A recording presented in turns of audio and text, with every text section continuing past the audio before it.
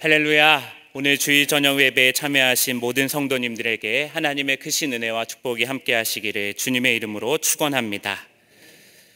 AI 휴먼, 인공지능 기술을 이용해서 아나운서나 가수, 쇼 호스트, 관광 안내원, 큐레이터 같은 영역에서 인간의 역할을 대체하는 기술을 말하고 있습니다. 최근 우리나라 기술로 중국 국영 매체에서 AI 아나운서가 뉴스를 진행하기 시작했다는 소식도 들려옵니다. 이 AI 아나운서가 자신을 소개할 때 이런 말을 합니다. 우리는 컴퓨터 시스템에 뉴스를 타이핑해 놓기만 하면 제스처를 비롯한 모든 것을 알아서 하고, 우리는 지치지도 않고 불평하지도 않으며 아직은 부족하지만 꾸준히 개선될 것이다 라고 말합니다. 기업의 사용자 입장에서는 아주 매력적인 말입니다. 흔히 인간을 호모 사피엔스, 인간은 생각하는 존재다라고 말했습니다. 그러나 이제는 마키나 사피엔스, 인간의 고유한 특성인 판단과 사고의 문제가 기계로 넘겨지게 되고 기계의 판단이 더 신뢰받는 세상이 올 것이다라고 말해주고 있습니다. 4차 산업혁명과 그리스도인의 삶이라는 책에 보면 4차 산업혁명의 기술 발전이 하나님의 속성을 인간 편에서 경시하고 위협하는 결과를 낳을 수 있다라고 경고합니다. 그 예로 몇 가지를 소개하고 있습니다. 하나는 하나님의 전지하심입니다. 모든 것을 아시는 하나님의 속성이 인간의 지식과 비할 바가 아니지만 유한한 인간의 입장에서 생각해 볼 때 하나님보다 구글이나 페이스북이 나를 더 많이 알고 있구나 착각할 수 있다라고 하는 것입니다. 실제로 내가 어떤 물리적인 검색어를 입력하지 않았는데도 유튜브에 내가 고민했던 문제들이 화면에 등장해서 깜짝 놀랄 때가 있습니다. 자신이 무의식 중에 어떤 컨텐츠에 시선이 몇 초간 머물러 있고 무슨 관심이 있는지 데이터로 다 수집을 했기 때문에 가능한 일입니다. 또 하나는 하나님의 무한성입니다. 하나님은 공간과 시간을 뛰어넘어 언제 어디서나 계시는데 사물 인터넷과 인공지능이 이를 대체할 수 있다라고 말합니다. 10년 전 개봉한 그녀라는 영화에 보니까 남자 주인공이 인공지능 사만다와 사랑에 빠지게 됩니다. 그러나 나중에 알고 보니까 이 사만다는 동시에 수천 명과 대화를 하고 있었고 수백 명과 사랑에 빠졌다라고 말합니다. 영화이긴 하지만 인공지능이 전 세계에 흩어진 수백 명의 사람들과 각각 개별적인 관계를 맺으며 편재하는 모습을 보여주고 있습니다. 또한 인간이 육신은 죽어도 인공지능으로 불멸할 수 있다고, 영원히 살 수 있다고 도전하기도 합니다. 결국 이렇게 다가오는 시대 속에서 우리는 하나님을 믿는다는 것은 무엇인가, 그리고 인간이란 무엇인가에 대해서 고민을 하게 되어집니다. 오늘 말씀을 통해 우리에게 주어진 도전에 대한 답을 얻고 기도의 제목을 삼고자 합니다. 첫째로, 하나님의 사랑에 감동된 사람이 되어야 합니다. 하나님의 사랑에 감동된 사람이 되어야 합니다. 오늘 본문 말씀은 우리가 익히 아는 선한 사마리아인의 비유입니다. 사실 오늘 본문 말씀의 단락은 25절부터 시작되어지고 있습니다. 어떤 율법교사가 일어나 예수를 시험하여 이르되, 선생님, 내가 무엇을 하여야 영생을 얻으리이까? 두 가지 표현이 눈에 들어옵니다. 예수를 시험하여 라는 표현과 무엇을 하여야 영생을 얻습니까? 하는 표현입니다. 시험하다라고 하는 표현은 율법교사가 예수님께 영생에 대해 질문하는 의도가 온전치 못하다는 것을 지적하고 있고, 무엇을 하여야 하는 표현은 율법교사의 생각에 영생을 얻기 위한 어떤 조건적인 행동이 필요하다라는 것을 말하고 있다라고 하는 것입니다. 이때 예수님께서는 율법교사의 대답을 빌어서 하나님을 사랑하고 이웃을 사랑하라라고 하시면서 이를 행하면 살리라라고 대답해 주십니다.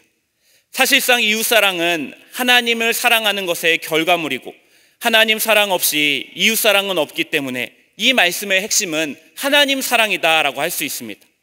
그럼에도 율법교사는 하나님을 사랑하는 것 대신 예수님을 시험하였고, 하나님을 사랑하는 마음의 중심에 대한 관심보다는 무엇을 해야 한다라는 행위에 초점을 맞추었습니다. 어떤 할머니가 외로워서 앵무새를 사서 말동무를 삼고자 했습니다. 가게에 가서 주인에게 말을 잘하는 앵무새인지 확인을 하고 이 앵무새를 사서 집으로 돌아왔습니다. 다음날 할머니는 다시 가게로 찾아가서 주인에게 앵무새가 말을 하지 않는다라고 불평했습니다. 주인은 미안해하면서 조심스럽게 물었습니다. 혹시 새장 안에 그네가 있습니까? 없다라고 말하자 주인은 그네를 사서 앵무새가 그네를 타면 기분이 좋아져서 말을 할 수 있다라고 이야기했습니다. 할머니는 그네를 사서 돌아갔습니다. 하지만 다음 날 다시 가게로 왔습니다. 새가 아직도 말을 하지 않아요. 주인은 또다시 죄송하다며 이번에는 새장 안에 사다리를 설치해보라라고 이야기했습니다. 새가 사다리를 오르락 내리락 하면 기분이 좋아져서 말을 할지도 모른다고 해서 할머니는 사다리를 사서 돌아왔습니다. 사다리를 사간 할머니는 또 다음 날 와서 이번에는 거울을 사갔습니다. 그리고 며칠 뒤 할머니가 다시 가게로 찾아왔습니다. 주인은 새가 말을 했나요? 라고 물었습니다. 그러자 할머니는 풀이 죽은 모습으로 새가 죽었습니다 라고 대답했습니다. 주인은 너무 죄송하다며 새가 죽을 때까지 정말 아무 말도 하지 않았냐라고 묻자 할머니는 아니요, 죽으면서 한마디 했습니다. 그 가게에 먹을 것은 없었나요? 라며 그 말을 하고 죽었다라고 대답을 한 것입니다. 새가 굶어 죽은 것입니다. 말하게 하려고 그네와 사다리, 거울을 사갔지만 정작 필요한 먹은 것은 주지 않았다라고 하는 것입니다. 이 앵무새의 현실이 율법교사의 모습과 사뭇 닮아 있습니다. 율법교사는 말씀도 많이 알았고 율법도 철저히 지키며 그의 삶에 많은 행위가 있었습니다. 그런데 그 안에 생명으로 공급되어야 할 하나님 사랑은 점차 말라갔다라고 하는 것입니다. 역설적이게도 주님을 사랑하고 있음을 보이기 위해 많은 것을 행하였는데 그 안에 주님을 향한 사랑이 점차 사라져갔다라고 하는 것은 참으로 안타까운 모습입니다. 누군가에게 우리가 하나님을 사랑하십니까? 라고 물으면 자신 있게 그 사람은 네 라고 대답할 것입니다. 이어서 그러면 얼마나 어떻게 사랑하십니까? 라고 물으면 점차 자신이 없어지는 자신을 발견하게 됩니다. 왜냐하면 주님을 사랑하겠다고 수없이 다짐했지만 우리의 사랑이 그렇게 순수하지도 온전하지도 지속적이지도 못할 때가 많았기 때문입니다. 하나님께서 우리에게 조건 없이 사랑하신다는 것을 잘 알고 있으면서도 우리는 어떤 조건이 채워져야만 하나님을 사랑하는 것이라고 여길 때가 많이 있습니다. 에베소서 3장 17절에서 19절 말씀에 사도 바울은 에베소 교회가 그리스도의 사랑을 알게 해달라라고 기도를 하고 있습니다. 믿음으로 말미암아 그리스도께서 너희 마음에 계시게 하옵시고 너희가 사랑 가운데서 뿌리가 박히고 터가 굳어져서 능히 모든 성도와 함께 지식에 넘치는 그리스도의 사랑을 알고 그 너비와 길이와 높이와 깊이가 어떠함을 깨달아 하나님의 모든 충만하신 것으로 너희에게 충만하게 하시기를 구하노라. 이 말씀에서 바울은 에베소 교회가 주님을 더 뜨겁게 사랑하게 해달라고 그렇게 간구하며 기도하지 않았습니다. 오히려 그리스도의 넘치는 사랑을 알고 그 너비와 길이와 높이와 깊이를 그들이 충만하게 알게 해달라고 기도를 합니다. 즉 하나님을 사랑하는 행위로 하나님을 감동시키는 것이 먼저가 아니라 하나님 사랑에 먼저 감동된 사람이 되기를 원한다라고 바울이 기도했다라고 하는 것입니다. 초점이 나의 사랑에 맞춰져 있지 않고 하나님의 사랑에 맞춰져 있다라고 하는 것입니다. 내가 무엇을 열심히 하는 것이 아니라 하나님께서 그리스도 안에서 이루신 일을 깊이 알아가는 것이 하나님 사랑, 이웃 사랑의 핵심적인 가치다라고 말하고 있는 것입니다. 사랑하는 성도 여러분, 율법교사는 하나님의 사랑에 감동되기 이전에 하나님을 감동시키기 위해서 부단히 자신의 삶을 노력하며 많은 행위를 보였습니다. 하지만 예수님께서는 주님을 감동시키기 전에 먼저 주님의 사랑과 그 깊이와 넓이와 높이에 먼저 감동된 사람이 되기를 원하셨다라고 하는 것입니다. 오늘 저 여러분의 삶에 목숨을 다해 주님을 사랑하는 것이 먼저가 아니라 목숨까지 내어주신 주님의 그 위대한 사랑을 먼저 사모하고 그것을 깊이 알아가는 은혜가 있기를 주님의 이름으로 간절히 축원합니다. 둘째로 기계적인 삶을 거부해야 합니다. 기계적인 삶을 거부해야 합니다. 오늘 본문 말씀 31절과 33절 말씀에는 한 가지 공통되어 있는 표현이 있습니다. 31절에 제사장이 보고 피하여 지나가고 32절에도 레위인도 보고 피하여 지나가되라고 이야기합니다. 선한 사마리아인의 비유에서 제사장과 레위인들은 공경에 처한 사람을 보고 지나쳐 버립니다. 이들이 강도 만난 이웃을 도와주지 않고 피해버린 이유는 무엇입니까? 여러 가지 해석들이 있지만 결정적인 것은 종교적인 이유 때문이었습니다. 구약의 율법에 따르면 시체를 만지면 부정하게 된다라고 되어 있습니다. 그래서 혹시 이 사람이 부상당한 것이 아니라 죽었다면 괜히 시체를 만졌다가 부정하게 되어버리면 예배를 드리러 가지 못하니까 어쩔 수 없이 지나쳤다라고 하는 것입니다. 이 제사장과 레위인은 하나님을 위해서, 하나님을 더 잘 섬기기 위해서 자신이 더럽혀질 가능성을 조금이라도 막아보고자 최선을 다해서 조심했다라고 하는 것입니다. 그래서 보고 피하여 지나간 것입니다. 이들에겐 이것이 하나님을 사랑하는 최선의 방법이었고, 이 방법에는 혹시 이 사람이 살진 않았을까, 혹시 호흡이 남아있진 않았을까, 그것을 고민할 수 있는 틈이 전혀 들어가지 못했습니다. 이들에겐 빨리 이 상황을 피하는 것이 최선이었다라고 하는 것입니다. 결국 예수님께서 선한 사마리아인의 비유를 통해 율법교사에게 말씀하시는 것은 이런 것입니다. 하나님을 너무 사랑해서 이웃을 돌보고 이웃을 불쌍히 여길 여지가 없다면 그것은 잘못된 하나님 사랑이 아니냐 지적하고 계시다라고 하는 것입니다. 제사장과 레위인은 종교적 규율을 문자적으로 충분히 암기하며 그대로 이행하고 실행하는 것에 최고인 사람들이었습니다. 그럼에도 그들의 반응은 다분히 기계적이었다라고 하는 것입니다. 그들이 그렇게 기계적이었던 이유는 단 한 가지가 없었기 때문입니다. 바로 33절과 34절 말씀에 사마리아인처럼 그를 보고 불쌍히 여겨 가서 돌봐줄 마음의 여유가 없었다라고 하는 것입니다. 유대인들이 가장 경멸하는 그 사마리아인에겐 있었던 그 마음이 그들에겐 없었고, 종교적 의무를 이행하기 위해서 죽어가는 사람을 불쌍히 여기는 그 마음을 눌러버리는 그 종교와 신앙은 오히려 하나님의 경멸의 대상이 되었다라고 하는 것입니다. 이 세상은 우리에게 기계적인 삶을 살도록 요구합니다. 청소년 때엔 공부하는 기계로 자라나기를 원하고, 성인이 되어서는 돈 버는 기계로 살아가라라고 말합니다. 그래서 어떤 사람들은 자신이 누군가보다 공부를 못해서, 자신이 누군가보다 돈을 잘 벌지 못해서 내가 시원치 않은 기계라고 여기며 열등감에 사로잡혀 자신을 부끄럽게 여깁니다. 하지만 오늘 본문 말씀이 말하는 가장 부끄러운 삶은 누군가가 불쌍하다는 것을 알면서도 도와줄 수 없고 그저 외면하기 바쁜 삶이며, 내 체면이 소중해서 누군가의 인격에 상처를 주고 많이 쌓아두고도 나눌 줄 모르는 그 냉대함, 그 기계적인 삶이 가장 부끄러운 삶이다라고 말해주고 있습니다. 사랑하는 성도 여러분, 고도화되고 기계화된 세상에서 하나님은 가장 고결한 진리의 말씀을 따라 살아갈 그 사람이 절실히 필요하다라고 말씀하십니다.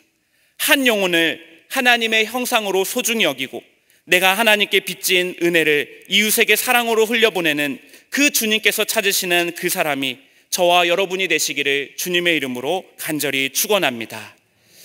셋째로, 참 인간됨을 회복해야 합니다. 참 인간됨을 회복해야 합니다.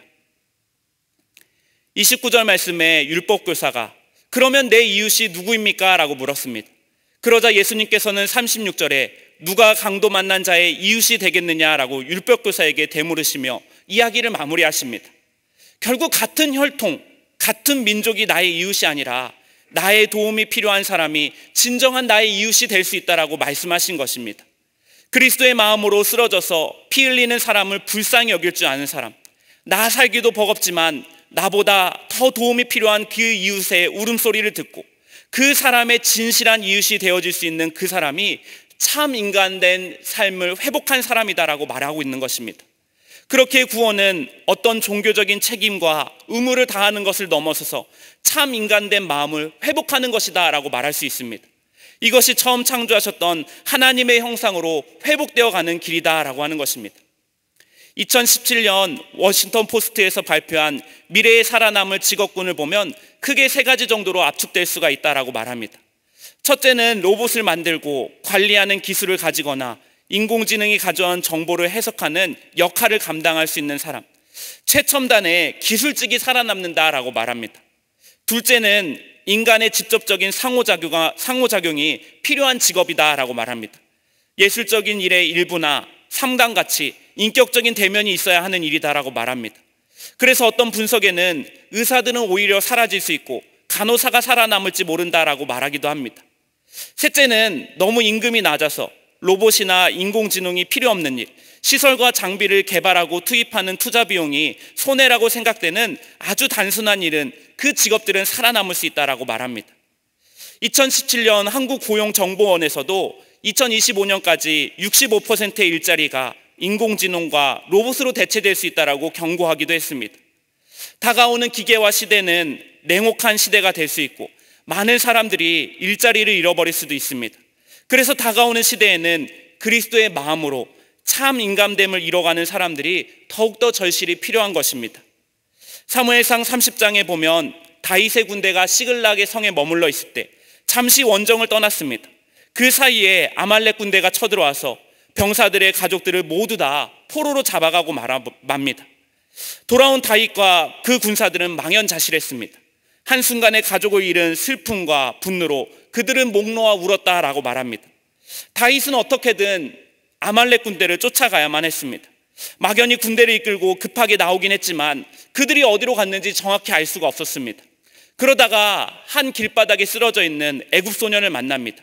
사무엘상 30장 11절 말씀에 무리가 들에서 애굽 사람 하나를 만나 그를 다윗에게로 데려다가 떡을 주어 먹게 하고 물을 마시게 하고 그가 정신을 차렸다라고 말합니다. 다윗은 당장 가족들의 생사가 어찌 될지 모르는 그 상황 속에서 이 애굽 소년을 극진히 보살펴서 다시 살려줍니다. 알고 보니 이 애굽 소년이 아말렉 군대에서 허드렛 일을 하다가 병이 들어버리자 아말렉 군대가 버린 그 소년이었다라고 하는 것입니다. 하지만 이 소년 덕분에 다윗의 군대는 아말렉의 위치를 확인할 수 있었고 가족들을 무사히 되찾아올 수가 있었다라고 하는 것입니다. 사랑하는 성도 여러분, 참 인간됨이 온전한 신앙입니다. 세상 나라는 사람을 경제적 효율성과 생산성의 잣대로 판단하고 아말렉처럼 필요할 때 쓰고 쓸모가 없으면 버리기 일쑤입니다.